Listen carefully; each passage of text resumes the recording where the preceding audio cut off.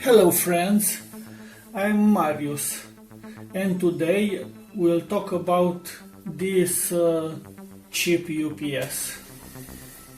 A friend of mine gave it to me and said that it's broken, it won't start.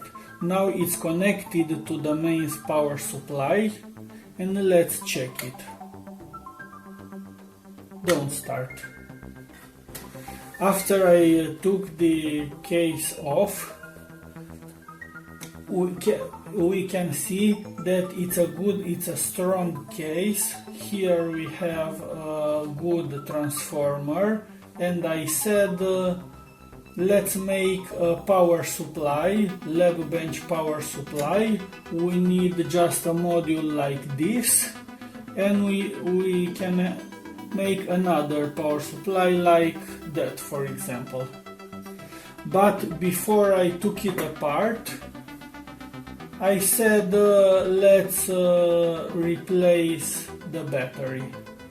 After old battery was finished, don't have anything at all power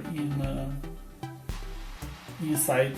Now we replace it with a new one and it's fully charged. Now we connect the battery. After we connect the battery, press the power button, and now the UPS is working. If you have an UPS like this, cheap UPS like this, and this won't start, don't rush to give it away or throw. First of all, change the battery, especially when the old one was long time not connected to the power supply and maybe fully discharged. This cheap UPS doesn't have something that is cold start. That needs 12 volts from this battery to start this processor here. And without 12 volts on this processor can't start at all.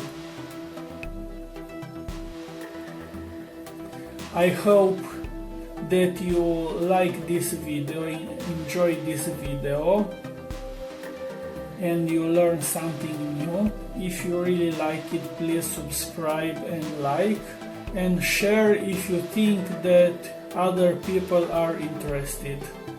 Bye now.